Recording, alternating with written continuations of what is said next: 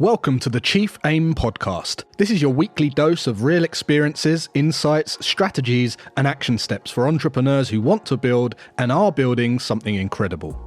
All right, guys, welcome back to the Chief Aim podcast. My name is Jason Graystone. My name is Sebastian Bates.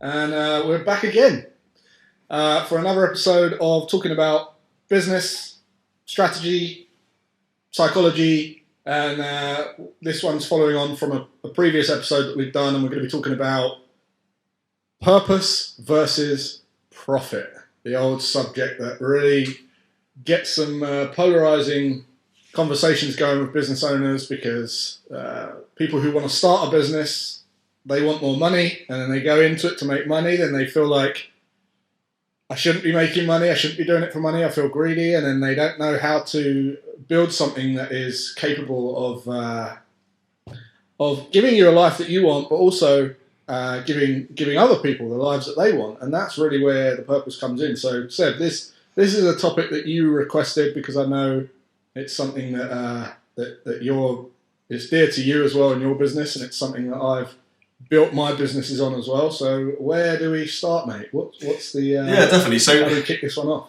So I was invited to speak in London at the Lifestyle Business Summit in November 2022, and I had basically one message to give within 30 minutes to a room of 300 entrepreneurs and business owners who were kind of, right in the midst of all the media talking about the recession, right? And I remember planning that talk and thinking, everyone turning up there is going to want, how do I make loads of profit to survive the recession and all this sort of stuff, and how am I going to get my business through the recession? And it's all going to be very much like recession in their mind, which for me it goes back to the old scarcity mindset stuff. Scarcity mindset, yeah. Right.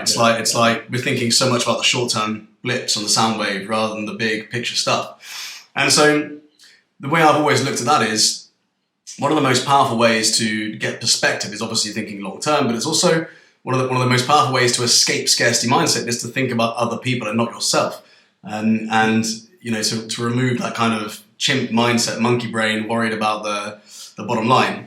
Now, the flip side of that is it's really important, obviously, to have a business that's profitable. Otherwise, you can't maintain it. It's got no future. You can't look after your staff. You can't innovate. You can't reinvest in your business. So the quality of the product or service goes down. So the one message then that I built for this group of business owners was that if you don't build your business around a purpose beyond just making money, then you leave half of the fulfillment that your business could give you on the table. And essentially what I did is I detailed my journey from starting the business, and how I did that, and the kind of trials and tribulations of that, if you like, to what it is now, and how at the core of what we've done, from very, very small scale, martial arts clubs in the countryside, to what we're doing now as a global organization across 4 or 5 different countries. And it's an amazing talk, by the way. Let's just put the link. We'll put the link up here just so you guys can go and check that out as well, because it's incredible. Thank you, mate. Yeah, it was a great talk. It was great to be invited there. And so the story then evolves how we embedded this giving culture within our organization. So for me, it's got a by having a business that has a purpose beyond making money, you've got this selfish kind of stability, if you like, and kind of stoic approach to your business, because let's just say your business is purely based on the financials, right? All you care about is the financials. If you're in a recession or you have a bad year, guess what? It's going to be like your year in business was not a success. It was a disaster. But if your purpose is beyond making money, it's not just that. It's about impact. It's about the lives you're changing, the stories that are being told. And you genuinely feel like that is a metric of success for you, then your business can have a really bad financial year, but an incredible year on impact, depending on the year. So suddenly you don't stress as much about the finances. So that was one of the things that I wanted to share with business owners who were primarily stressing about finances during that moment. So the first aspect here for me is just the mindset side of things, right? Would you agree with that? Absolutely. Yeah, I think when I always look at these kind of things I'm always long-term thinking. I always try and be as long-term thinking as possible. And when it comes to building a business, I just think if you don't have a time horizon in your mind as to what problem you're trying to solve and a bigger problem that you're trying to solve, you kind of get carried away with the hurdles day to day. So I always love the analogy where, like, you get if you was to get in a combine harvester and try and mow a field and go in a straight line from one side to the other, if you just look down at the field, you're not going to drive very straight, and you're going to be going all that swaying all over the place, and you probably end up in the corner of the field. Whereas if you just look straight ahead at the horizon and look at the longer term goal, you'll drive the thing straight, and you'll have a nice straight line across the field.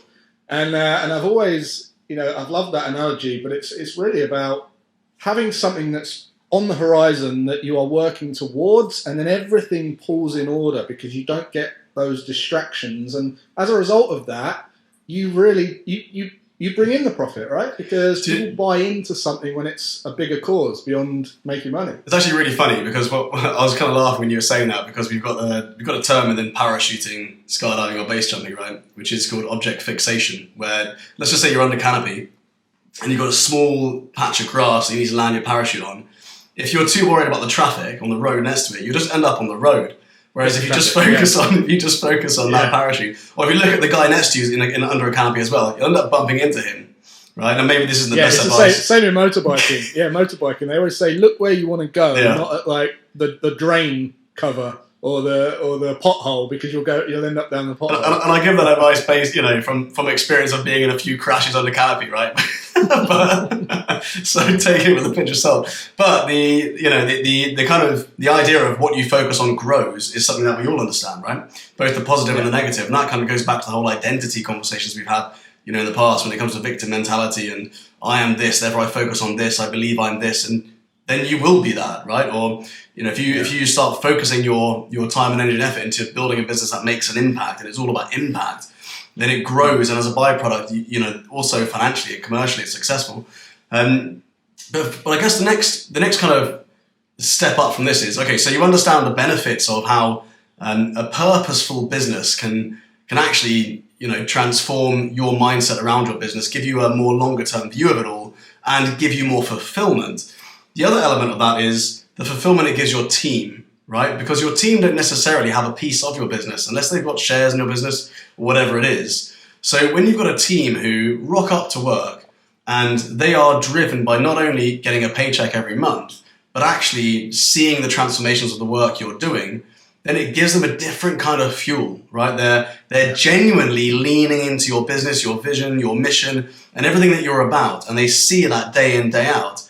Then you're gonna have a different type of culture to most businesses out there. Absolutely. And I know that B1G1 is a great example of how a business can. If you go to b1g1.com, you'll see that how a business can very easily implement donations into their transactions. So even if you're a pretty black and white business like an accounting firm or something, you could stand for a deeper purpose, right? You could stand for a bigger vision beyond just the day-to-day stuff that you do. So when we made this change to really focusing on charity work, it really had a massive impact on our team. So just to give you an insight, if you like, on the charity work that we do, because it's now pretty much 50% of my time is philanthropy and charity work, and 50% is commercial, right? So if I was to give you an insight into that, I would say, well, about 10 years ago, we started doing scholarships. So within the Warrior Academy, we started approaching children's hospices with children who are terminally ill, where we would essentially offer free mentoring to their siblings. So if you imagine you've got a family and one of your kids is terminally ill and the other one's fine, a lot of your energy and effort and the conversations in the house are all surrounding the child that's terminally ill. And because they're going through so much, and you as parents are going through so much, it just becomes such a massive part of your life. But the sibling of that child has to then go through all the difficult transitions like bullying, adolescence, changing school, with a lot less care and attention from the parents because the parents' time is so split. On top of that, then they need to go through the mental recovery of the trauma of their sibling passing away. Mm-hmm. So what we do is we just got in and said, look, we are going to mentor them throughout all of those transitions, throughout the passing of their sibling and all this sort of stuff. And it was absolutely mind-blowing for our team the feedback we got, the letters that were written in from the parents, how we transformed and jumped in and helped some of these children. So we kind of spread that. And in the UK, when this first started, we spread that into working with welfare officers, working with the British Army when, the Army guys would go on tour or the girls would go on tour for 6 months or whatever, to support them and children who were going through chronic bullying, parents who had just become divorced, single mums who, they couldn't afford the training. And so we would jump in and help. And I gave my team full discretion to choose whoever they wanted to give free tuition to. And so we got to the point in the UK where 10% of our members were on scholarships, right? So 10% of our members out of the whole of Warwick in the UK on scholarships. And I remember when we grew the business to Dubai, and I thought to myself, wouldn't it be amazing if we could take that feeling of those local scholarships where 10% of our members were going through this life-changing process, and we could scale it globally, right? And so I came up with this idea of, what about for every paying member we had a student on a scholarship? But rather than giving scholarships out in the developed world, UAE or the UK, we would seek students, children in really underprivileged areas, developing countries throughout Africa and Asia primarily. And then we would get a much, much bigger bang for our donation and be able to help them far more. And so that's exactly what we did. We started exactly 12 months ago. And now we actually mentor about 2,000 orphans in homeless shelters, in slums, in transition centres and charities in developing countries like Kenya, Nepal. We're launching in Sri Lanka, Tunisia, Brazil, India, Malawi, all over the place in the next 6 months. So within just a year, that idea of scaling globally with this charity has happened. So we formed the Bates Foundation to do that. And the impact on our culture has been massive. But also the impact just on our approach to the business and the way it's forced us to think long term has just completely changed, right? So now this whole charity is just designed to outlive me. The whole point of this charity is that it's something that carries on when I'm gone. It very much becomes like a family legacy, if you like. And it's just built into what we do. So to tie that into our business vision, because that's important, right? You want to align your giving culture, your purpose with your vision. So our vision of the Warrior Academy is to inspire a generation to make a global impact. And that's exactly what we're doing by basically linking one of the 2,000 paying members with one of the 2,000 children on scholarships. So they've got a direct connection to another child and they are personally making that impact. So for me, that's how we've embedded it. And it's made a massive impact already.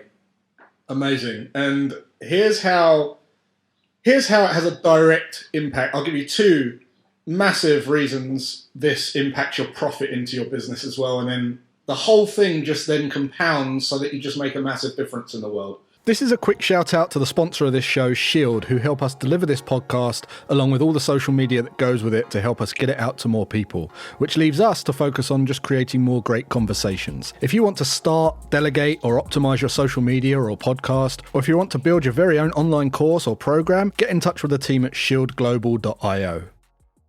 One, and this ties into the sales conversation that we had on sales.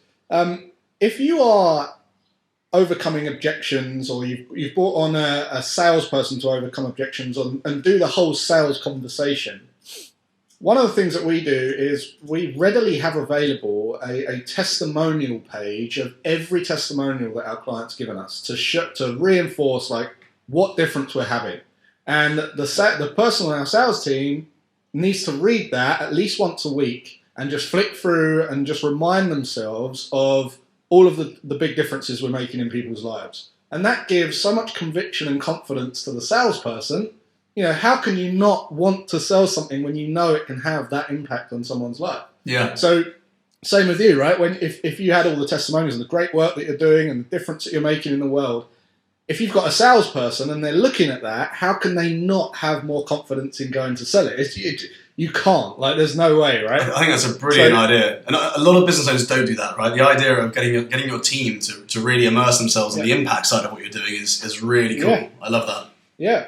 Just tearsofreedom.com/testimonials. That is literally there just so people can go and absorb everything we're doing completely transparently. And even if you don't have a salesperson, go and read all the testimonials. Yeah. You know, get some gratitude for what you're actually doing in the world, because it's remarkable, and I don't think a lot of entrepreneurs take the time to do that. They don't actually take the time to be grateful for just how they've quite had an impact on everyone's life. So that's the first one, and obviously the more that will just snowball. And the other reason is people just want to buy into why you're doing something. You know, people don't buy what you sell; they buy why you do it. You know, to a degree, but also people want to be part of companies that are up to something bigger. When we look at people like Elon Musk and Richard Branson, and we see them up in the space shuttles, and they're trying to save massive problems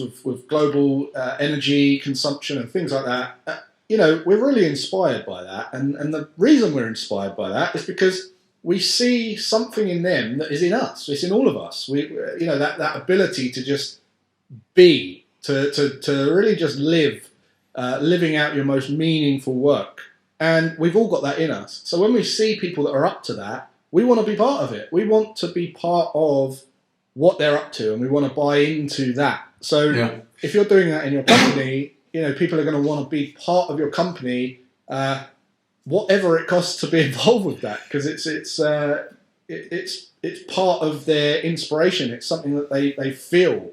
It's not something that's just a tangible, materialistic object on their desk or in their closet or wherever. It's something that they feel that they're part of. They've made a difference just by being part of your company, and that has a phenomenal impact on the business side of things as well, and ultimately the profit.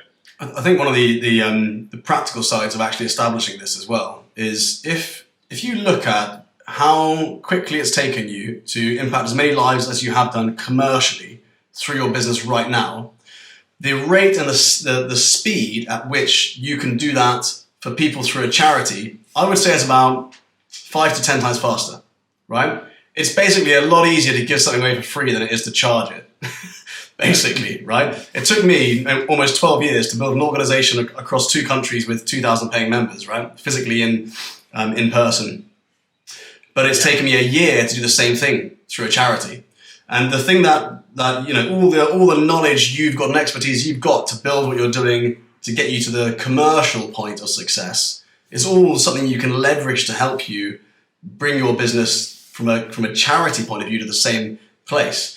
And instead of just donating to a local charity, which is fine, the way I would look at it is this: what unique gifts do you have as an individual that your business is already doing that you could maybe help people who are less fortunate with, which would A, help promote your business and the impact it's making, B, light up your team and make them feel that you're doing some incredible work out there that's actually relevant, and your customers as well will then see the relevance of that.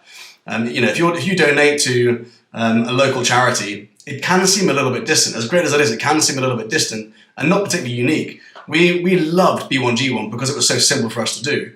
But then when I started to really tap into this and really, dive into this, I was like, well, actually, we can do this ourselves, and we can create something which is an extension of what we've already got and make an even greater impact without any admin costs, with paying direct to the charity. So there's no potential for money to go here, there, or anywhere else. It's so lean and such a powerful lean system because you're in control of it, and it doesn't need to take loads of time.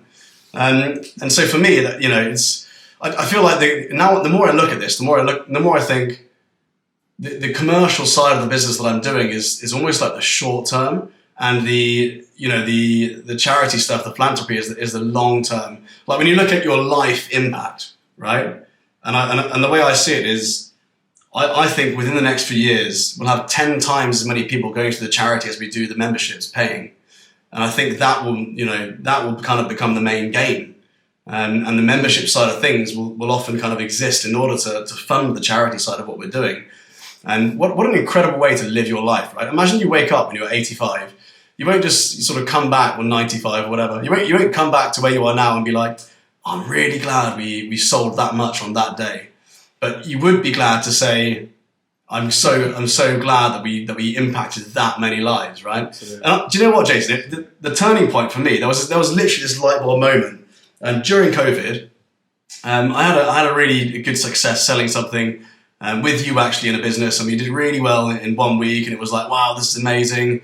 And I remember that feeling, right? The feeling of commercial success that we had on that week. And then I think it was a couple of weeks later, there was a huge flood, tsunami in the Philippines, where about 10 of our freelancers were in this province called Rizal. And a lot of their relatives were stuck there. And within 24 hours, we raised several £1,000s. And where the local government was swamped, they couldn't get out to these remote parts. We had our team and some of their friends in the back of pickup trucks with 25,000 meals, which we gave out in 24 hours. And I remember that moment we did that. And I was like, wow, I was so buzzing. I was buzzing for like a week. Do you remember just thinking, it's like, wow, you can just make that impact overnight, right? Yeah. Why don't we do this every week? It was just an amazing feeling. And it's like, can you imagine living your life and not, and purely thinking about the commercial and not the other side? And, I just feel like it brings so much balance to your life as a human being to have, to be able to extend that kind of impact. And if you're really, if you really, grow your profile as well and your network, which you do when you grow your business, this is the residual benefit of that. The residual benefit of having a good profile, of having a good network, is you can very, very quickly fundraise for something really important to help people. Yeah. And just like, I couldn't agree more, man. I've just spent a few days out in Dubai, surrounded by a lot of people who are just thinking about that commercial element. And you can, as much money as they've got, it's damning. You can almost, it's solemn. You can see that there's nothing there. They're quite unhappy. They're quite miserable, some of them. And you think, wow, it's so obvious as to why it's like this. Well, I think it comes down to, when you're growing a business, it's like, when's enough? Do you know what? I read something the other day. There's a term for it. I can't remember, but it's like people who've got £1 million. They were asked when will they be happy with their net worth, right? And the answer was 2 million. So they asked people with 2 million, and they said it was 3 or 4 million. They asked people with 4 million, and they said it was 6 to 8 million. People with 8 million said 15 plus, and so the reality as human beings is, it will never be enough. Really, you'll always want the next thing. The thing that got you so much success in your business in the first place is that same attitude, that same mindset, right? If you were completely happy with where you are and what you're doing, you probably wouldn't have the energy to grow your business much, because you're always running away from something and to something. And so it's almost like that superpower kind of can become your kryptonite as well, because it can force you down an unhappy road where you're never really at peace. And so I think when you force yourself, and now in the Warrior Academy, we give over 10% of our profit every single year, to charity. I spend more on charity than I do on living. And for me, it's like, I've just built that into the way we grow. Like it's just built in now, and because of that, you're not just getting paid dividends, you're getting paid dividends in goodwill, and your business actually is a dividend of fulfillment every month you get paid, right? That's the way I kind of see it. And you can sleep well at night, and you can die easily knowing that you've made an impact in the world. Yeah, absolutely. But I think before we get on, we'll just round off by kind of sharing some tips on how you can maybe start implementing this into your business. And I know you kind of alluded to a couple earlier on, but as entrepreneurs, we are constantly sacrificing today's profit for tomorrow's gain, right? There's never an end. So in your business, you're bringing in the profit, but then you're thinking about, we've had a good week, but now let's invest that into the business to get the next thing and the next stage and the next stage. And it never ends. So without something to do it for in your mind, what you'll do is you end up really burning out, really resenting the business, because you'll grow the thing to a point where all that's left to do is, you'll be so tired and all you want to do is sell it. And when you sell it, you've basically lost all your purpose, all of your meaning. And then you're just there like, oh, right, well, I better go and start that again because that's the only way I felt alive. Whereas if you align it to something bigger than you in the first place, you feel like it's in alignment with, you're making a difference alongside the business. So it keeps you going, it keeps you driving forward. So I guess... One thing to jump in there, though, because the immediate objection is going to be this, right? Like I'm not even making enough to put enough money out that I need for what I want to do, and and so the question there is, when should you start donating to charity as a business or aligning yourself with a charity? And here's my point of view on that, right? Like, it doesn't need to be a donation. It can just be awareness. As a business owner, you have a voice and people are listening, right? So it would be so easy for you to say, please support this charity or whatever it is, right? Like in the same way that you and me raised several £1,000s, £3,000 or £4,000 in 24 hours for this emergency relief in the Philippines. Yes, you and I donated to that as well, but we didn't need to. If we didn't have the money, we didn't need to, but we used our voice and our network and our profile to do that. So if you don't think you've got the money, then as a business owner, you can certainly, rally a crowd towards something, even if it's your team or your customers or whatever it is, towards an awareness, towards something. And making that then a part of your culture and who you are. And as you grow with your business, so too will that. Yeah, even if it's on your email signature, right? And every client and prospect that you're dealing with, and it just says, look, we support this charity or this mission or this cause, it's raising awareness just by doing that, just literally having it on your email signature. Yeah. And that's enough to start with. And I guess what you align it to is really important as well. Don't do something where you feel like you should be doing it because it's societal. Seb's helping kids, which is essentially character development in other countries, right? Which is basically very strongly linked to his business. If you don't want world peace, don't link to world peace. Be honest. It has to be something that would really pull a heartstring. Totally. And the other thing I see as well is people having such a massive grand vision, right? So they sit down and they immediately it's like, oh, what's your vision? Oh, my vision is to work with 2 million or 1 million people through this, or help, or change 50,000 lives. And they've only ever had 2 or 3 customers, right, over the last couple of years. Beyond comprehension. So first of all, in my opinion, what your mission or vision is should be kind of realistic to what you think you can achieve. And it should be very aligned to actually what you would like to spend the rest of your life doing, right? So if you don't think, as you said, right, if world peace isn't really high on your agenda because it doesn't really relate to you, and it's never really disturbed you that much because you don't have a relationship with that outcome or with that issue, hasn't been that relevant in your life, right? Then you might not be something you can stick to.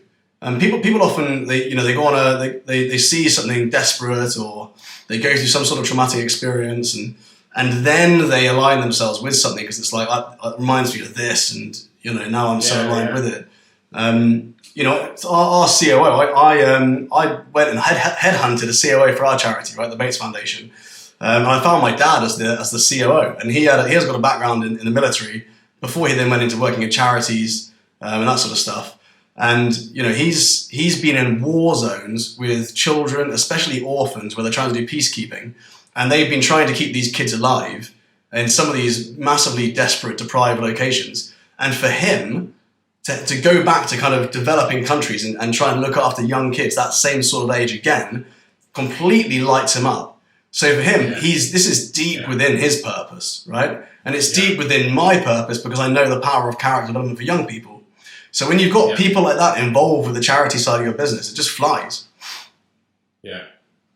Amazing. Well, hopefully you got value from that. We'll round it up because we don't want to go on and on and on about this because it's getting on for half an hour, but really important topic. Questions I get asked all the time, and most importantly, the point you made about going into charity, we discussed this on Anything But Sales. Don't go into a charity and give loads of money into charity if you can't afford it. That's ridiculous. It's something that you want to bring in once you're profitable, once you're making a difference, and just in the meantime, just build awareness and link the values and the mission of the business to something to keep you energized of being part of the business yourself as well, and your team and your clients and your customers. So really enjoyed this one. Let us know what you think in the comments. Let us know how you link to a mission and a cause beyond your business, and let us know if you're thinking about doing it and how you're looking to do that. So thanks for listening again, guys, and until next week, take care, have a great rest of your day, and we'll catch you then. If you're enjoying these podcasts, be sure to subscribe so you never miss an episode. And if you're really getting value from these, we'd really love it if you could let us know on our review page. We'll see you next week.